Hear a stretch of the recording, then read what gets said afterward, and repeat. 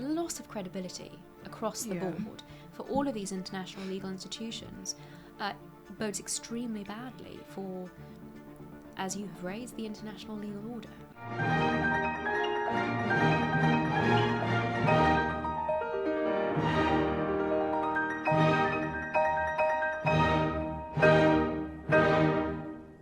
Natasha Hausdorff is an attorney, an expert commentator on international law, and serves as the legal director of UK Lawyers for Israel Charitable Trust.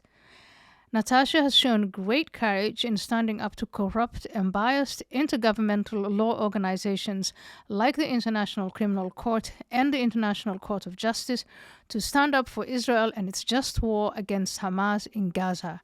Natasha, welcome. I just wanted to start with this question, which is, what is the role international institutions like the UN and the International Court of Justice play in the conflict between Israel and the region in general? Why are they so biased against Israel?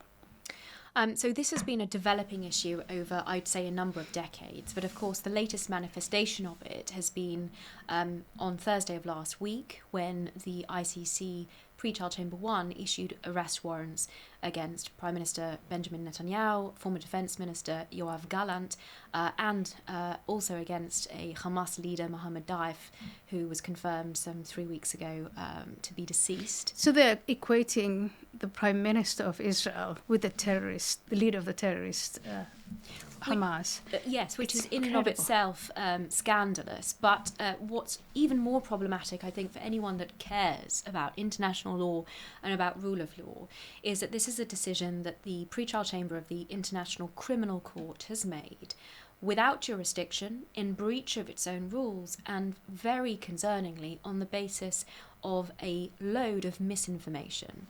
The prosecutor of the ICC put before the chamber an arrest warrant application, and he published a public summary of that application. Every phrase of every sentence of that summary was false, and it's been proven to be false, in particular by a submission from UK Lawyers for Israel. It's an organisation I'm very privileged to be involved with, that went through line by line and drew on publicly available information to show why what was being cited in terms of this obscene charge of starvation was not only incorrect, false information, but it had also been subsequently debunked by international reports, for example, by the Famine Review Committee. So this is a court that has been ultimately misled, but it is a court also that has made this, issued these warrants contrary to its own rules, where it is required to allow Israel an opportunity to investigate any credible allegations itself. And, as I said, in breach of jurisdiction, because Israel is not a party to the ICC. It never signed itself up to the Rome Statute. There are other good reasons for that, namely that it was very apparent from the very beginning of this process and the drafting of the document that founded this court that it was going to be a political body targeting Israel specifically. That's the reason neither the US nor Israel ultimately joined the court. But critically, this court has essentially proceeded on the basis of finding that the Palestinian Authority is sufficiently able to join the court, which is also not correct. It's not a state.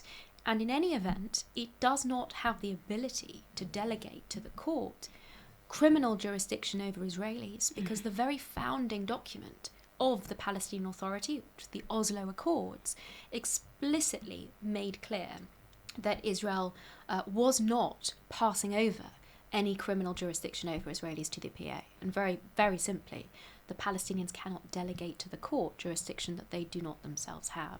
So at every level, this is a decision which is unlawful, that has been politically motivated and based on entirely incorrect information. And it factors into the sort of lawfare we have seen coming out of, as you mentioned, the ICJ and other UN bodies, international institutions, fueled by, I'm bound to say, an army of NGOs, Ayan, who have been propagating a great deal of misinformation about international law and about Israel. And it's incumbent on all of us, anyone who cares about international law, about the rule of law, to be pushing back against this very robustly indeed.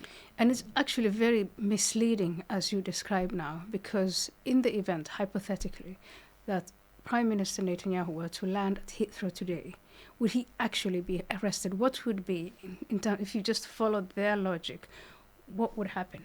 So the invalidity of these arrest warrants aside, if we pause on this argument that the court clearly has no jurisdiction to order these arrest warrants, we come to the question of, what would the UK government do if presented with that situation, which is of course a hypothetical because it's never going to happen, not least because these arrest warrants have been made so public by the ICC. Again, unprecedented that an application by the prosecutor would be publicly made with a press conference, an interview on Christian Amanpour. All of the fanfare around this is just doesn't accompany other arrest warrants that are issued because they are done in secret so that those subject to them do not know and can be arrested if they go into a member state with jurisdiction to arrest them. Nonetheless, if Netanyahu were to land in the UK, there is very clear domestic legislation here which incorporated the UK's joining the Rome Statute. It is the 2001 ICC Act, and that makes it very clear under Section 23 that the UK would be breaching not just international law and its international law obligations vis-à-vis immunity for Netanyahu as the head of government, but also domestic legislation which has incorporated the provisions of the Rome Statute into the UK legal system, English law, which is that there is respect for immunity for non-parties of the Rome Statute. It is only those states that have joined the Rome Statute that have waived that immunity by doing so. Yeah. So ultimately, the reason that the government here has been equivocal about its position when it's been asked, would it enforce arrest warrants, the response has been the UK will abide by international law. My impression from that is it will abide by customary international law that dictates that Netanyahu has immunity and the UK would not seek to arrest him. All it does is it gives propaganda value to the deterrence of Israel, to Hamas and to Iran. You're absolutely right, and Hamas, of course, celebrated the decision last week, and it is fueling every Iranian terror proxy. Hamas, Hezbollah, the Houthis, its proxies in Syria and in Iraq, and it is also giving a clear indication to these fundamentalists that international institutions will have their back against liberal democracies that are seeking to fight these terror organizations and to preserve their very existence. The essence of the self-defense that Israel is currently engaged in fighting for is under threat. And as I say, it's not just Israel. The international legal system itself is losing credibility rapidly through this politicization and this lawfare, which is an abuse of these legal institutions, but it also necessarily impacts other law-abiding states and their ability to conduct themselves in an appropriate fashion and not find themselves subject to similar lawfare campaigns in the future. So given what you are saying now, do you believe that the ICJ and the ICC, the International Criminal Court, should continue to exist as a means of upholding the so-called international rules-based order? Is that international rules-based order still in place? I don't believe that they are upholding the international rules-based order. They are, in fact, doing the opposite. And when we come on to look at the ICJ, the International Court of Justice, this is another court that sits in The Hague, and it deals with state-to-state relations as opposed to individual criminal responsibility, which is what the ICC focuses on.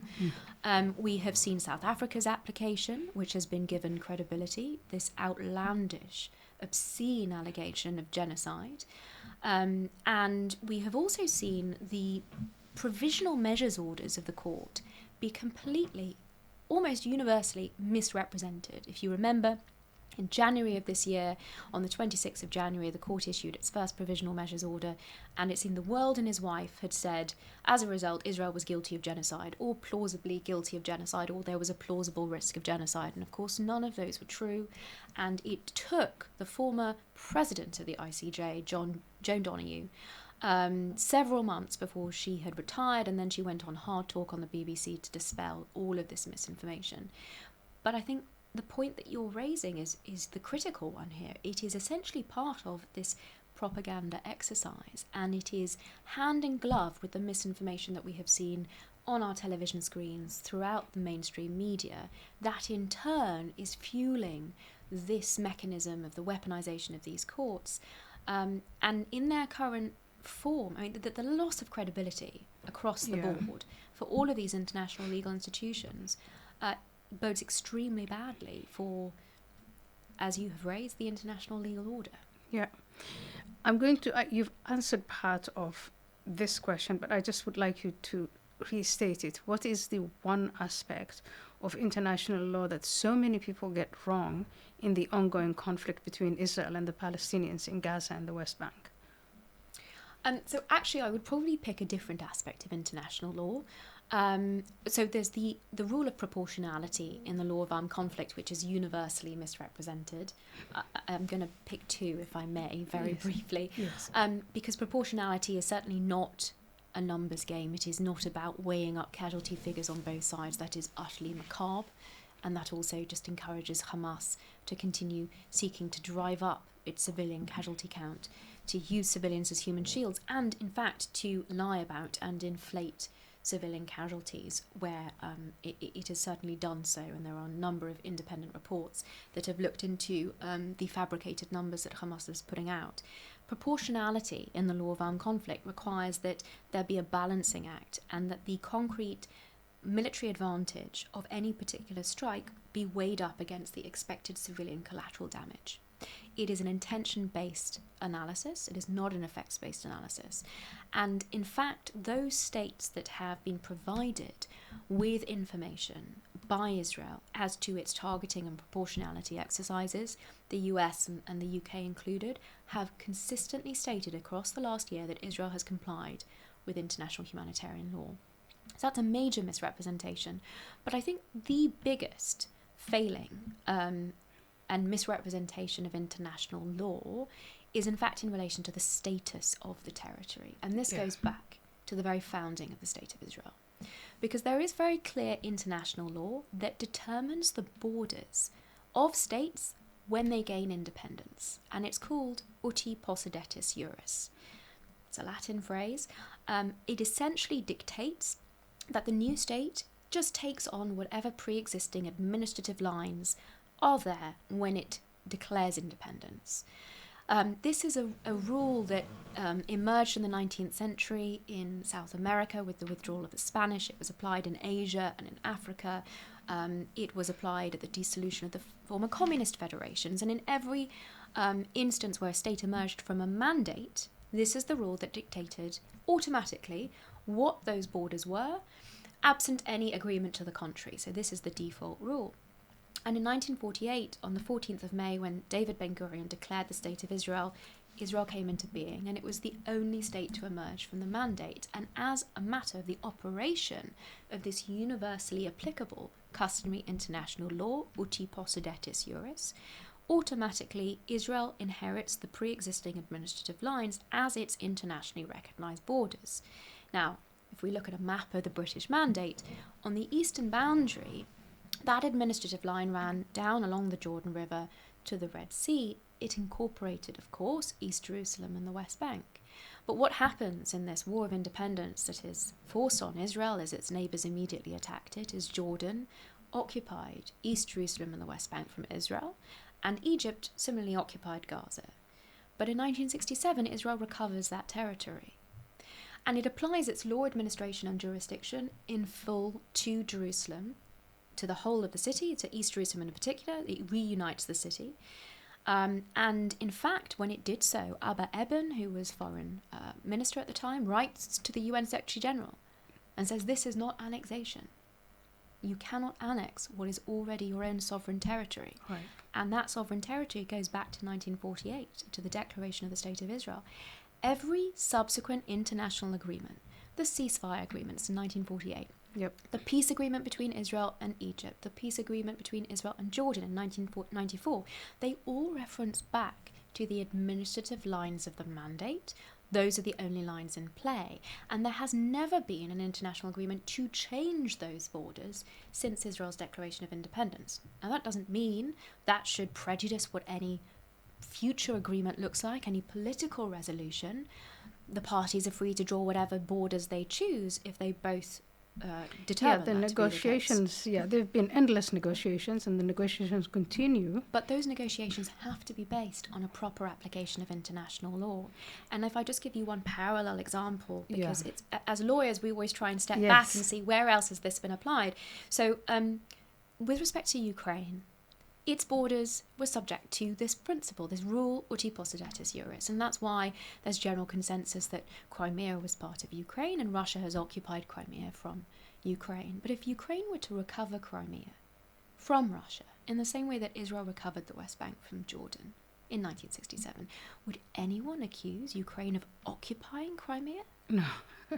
No, of course not. That is why, because this whole thing is politicized. And the key question here is, for these international agencies that are financed with taxpayer money, if they cannot be a part of the solution, and the solution is to oversee or to help oversee these negotiations that are occurring, and in my view, and I think in yours and many people's, Hamas has to be completely destroyed and dismantled before any kind of peace or conclusion can emerge to this conflict. What should these organizations be doing from a legal perspective alone? The ICC, the ICJ, even the United Nations.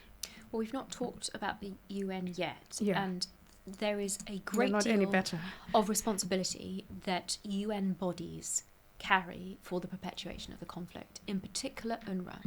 We've heard over the last year about UNRWA's complicity in terrorism, about Hamas using UNRWA as a cover for its terror operations, relying on their electricity supply, on their humanitarian aid provisions, that UNRWA employees actually participated in the 7th of October atrocities and have had senior Hamas positions throughout this last year. All of that information has been coming out. UN Watch in particular has been at the forefront of holding them to account.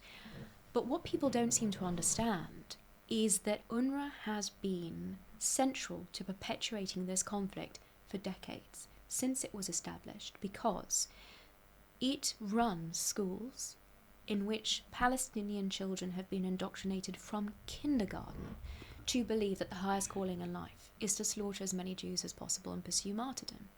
3/4 of the terrorists who crossed the border on the 7th of October and committed those medieval atrocities, this barbarism, were educated in UNRWA-run schools according to the Palestinian Authority-approved curriculum. And the incentivization to terror, it also exists through the Palestinian Authority, the so-called moderates in this equation, through the pay-for-slay policy, because any terrorist is paid a salary, no matter what banner they coalesce under, Hamas, Palestinian Islamic Jihad, Fatah, the PFLP, they are all paid by the Palestinian Authority, which is funded by the international taxpayer, according to how many Jews they have slaughtered. The severity of their sentence dictates how much money they get. And this incentivization, along with the indoctrination to terror, is ultimately facilitated not just by UNRWA and the other UN bodies, but also by the international community.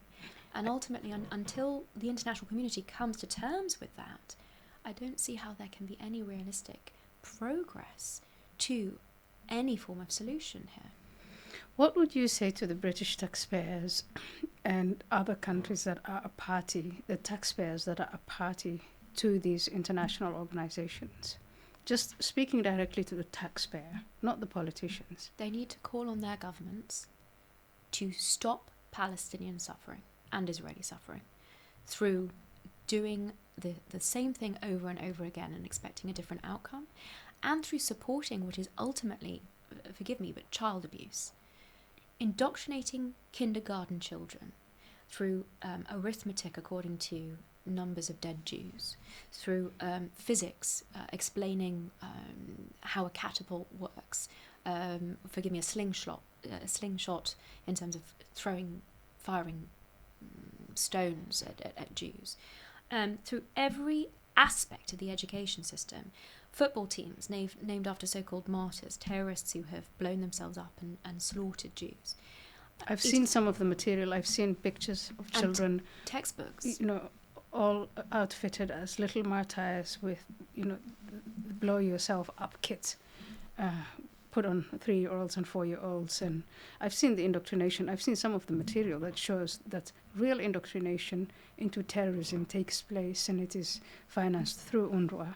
But if you trace the money back, you trace it back to Western nations, taxpayer dollars, that the taxpayer thinks is actually helping Palestinians with food and medicine and schooling and other benign things, not perpetuating the conflict and paying for martyrdom.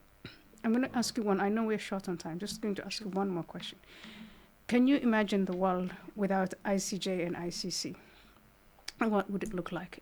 And even the UN. I mean, there are more and more voices that are coming up and asking themselves, are these organizations now contributing more to, not just in terms of Israel, but are they, generally speaking, are they contributing more to the good of the world or the bad of the world? So there was a world before the UN and the ICJ and the ICC, and I firmly believe there will be a world after them. If they continue on this trajectory, then I also believe that is ultimately inevitable, because the loss of credibility is palpable. I think we also have to be clear that it's not necessarily a chicken and an egg scenario. So, for example, with the ICC, already in 2012, after 10 years of operation, there was immense criticism that it, at the cost of nearly $1 billion, had been successful in only securing one conviction. And then in the subsequent 10 years, there were an awful lot of criticisms that it was just focusing on African defendants, and it was a racist court as a result. And in 2020, there was an independent expert review which called out a culture of bullying and fear at the court. And corruption. The disappearing of all of these monies into where? Well, when one considers that so much of the work of the ICC appears to be done by unpaid interns, I think these are perhaps very, very valid questions. But all of that plays into this sort of lack of credibility and intense criticism. I believe ultimately leads us to better understand the court's current focus on the only Jewish state, because everyone, it seems, can get on board with that.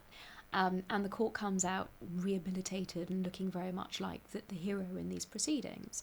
Quite the contrary, though. I think any people who actually understand the issues at play. I myself have been on the ground in Gaza. I have seen the lengths that the IDF has gone to, not just to facilitate international aid into the Gaza Strip, in so many respects far exceeding its international obligations to do so, but also to prevent civilian casualties, again, far exceeding its international law obligations, with the warnings that it provides in text messages and phone calls to individual householders, dropping leaflets, providing humanitarian corridors, allowing the evacuation and encouraging and supporting that, despite Hamas trying to hamper it. I think when one takes into account all of these issues, then all of this, of course, doesn't depend on the ICJ or the ICC or any other international institution. And in fact, when we recognise that they have only been contributing to the worsening of this situation and the conflict and suffering of the Palestinians. The suffering of the Palestinians, that's exactly right.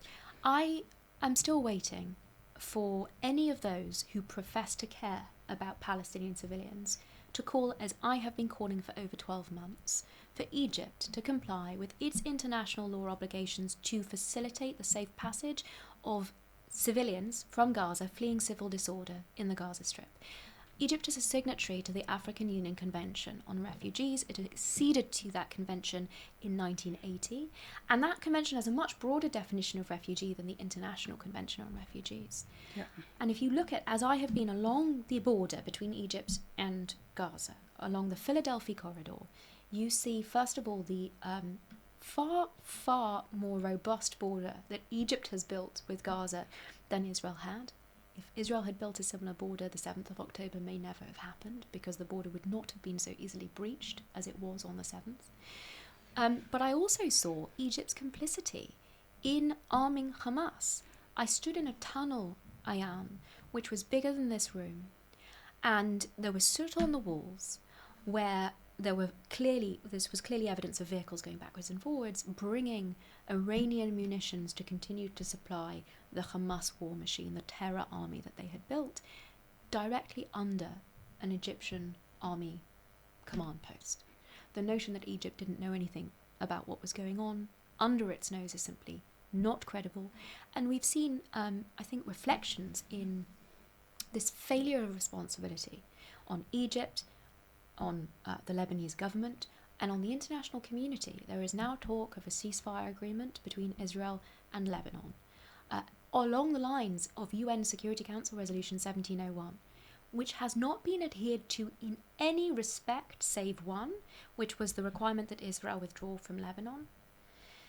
So after the last war in 2006, the international community's assurances that Hezbollah would not be permitted below the Litani River, below the blue line, where it has continued to fire onto Israeli civilian communities, so that they have had to be evacuated for over a year from their homes. All of this ultimately is again at the door of the international community, unfortunately, that they have failed repeatedly to honour their commitments, also under the Oslo Accords, to honour their commitments even after September 11th and the binding UN Security Council resolutions that were passed committing the international community to combating the financing of terror. Where is that when we see what Iran has been doing to finance terror across the region with Israel as the target? And this is the ultimate betrayal, not just of the Jewish state, but I think of the cause of Western liberal democracy.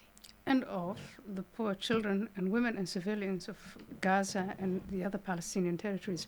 Very the much only so. thing I have seen, the only effort I have seen in my lifetime move the needle on this conflict is the Abraham Accords. Yes.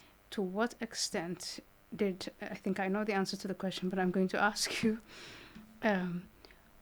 was there any international organization involved in the Abraham Accords? So the Abraham Accords ultimately were born out of people-to-people cooperation and trade links, and all of this had been happening behind the scenes. And the for ICC many was not years. involved. Of course not, no. And the UN was not involved. And the European Union was not involved. And none of these so-called international community members were involved in the most important thing that moved the needle in this conflict getting somewhere. And I think even worse than that, the received wisdom. And I remember listening to John Kerry at the Saban conference in 2016, where he said, "Mark my words, there will never be a separate peace between Israel and the Arab world without a resolution to the Palestinian issue." And boy, oh boy, was he proven to be wrong when the Abraham Accords came about. Exactly. But that mentality, that approach, that false analysis of the situation, and forgive me, but it was an arrogance combined with an ignorance, Yes. which most likely prevented the Abraham Accords from occurring even sooner than they did. Ultimately, it is economic cooperation, people-to-people cooperation, and critically de-radicalization that paved the way for this. And that is I'm going to have a series of podcasts only on de-radicalization. As you know, radicalization is also, Islamist radicalization is present all over Europe and in America now. And so this is a major issue I want to talk to you about. But my last question on this is, we have a new administration coming in January next year, new US administration. And there is, of course, the opportunity to pick up the Abraham Accords from where we left off. What do you see happening based on that? Do you think that peace is within reach?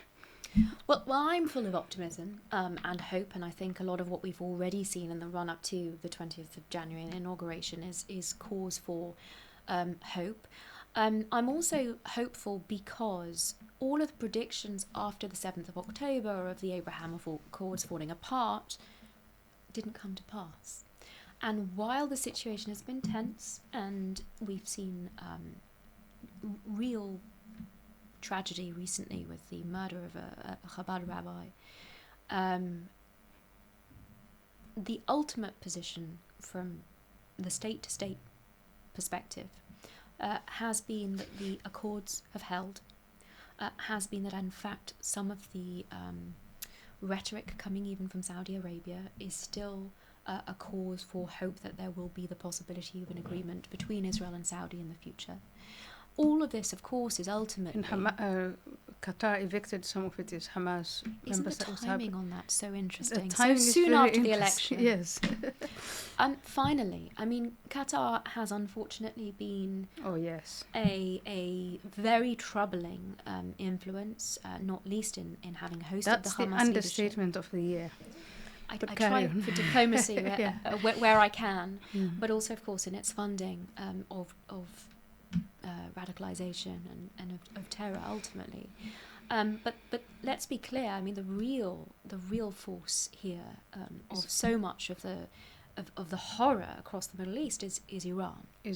And having an American administration that is willing to stand up to Iran as the foremost state sponsor of terrorism around the world, and I think show leadership on this issue, so that even the Labour government here can follow through on its manifesto commitment to prescribe the IRGC. I mean, we're still waiting for progress on that, but this is something that they committed to at the last general election. Seeing a seismic shift in the West's approach towards Iran, so that appeasement becomes something, a matter of the past, and there is a show of strength, which is very much needed, not just to deal with the regime there, but also to support the people of Iran, who deserve so much better than the horror that they are currently subject to. And we see flashes of hope every now and again with the resurgence of protests on the street, and we see incredibly brave women standing up for their rights. And I think as an international community, it is so important that we support these ultimately, women's rights across all of these areas, in Gaza, in the West Bank, in Tehran, across the Middle East, is a massive, I think, rallying cry. And I really hope that these international organisations, women's organisations, will actually start to perform their mandate and take on the biggest abusers of human rights, of women's rights, across that region, and contend with the real problem that Iran presents for peoples across the Middle East. I've lost hope in Western women's organizations. I think it's going to come from these Iranian women's organizations, Arab women's organizations, who actually know what it is to be oppressed and know exactly what they're fighting and know how to set their priorities in a different way. But yeah, I'm not too enamored, I'll say, by what I've seen in the last few years. I can understand that. For instance, the near silence when it comes to what happened to the women of Israel on the 7th of October. Yes. And the making of excuses for what happened, maybe even at times joining in the propaganda of that is coming from Iran and Hamas and all that. So I'm not a big fan of Western women's organizations. I think we need the rise of something else, something new, but it's taking shape. I hope so, and yeah. I agree with you entirely.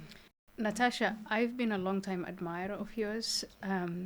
The courage you have shown is remarkable, and I really want to wish you all the very best, and thank you very much for coming here today and for speaking to me. The feeling is entirely mutual, and I'm extremely grateful, and look forward to speaking again. Thank you.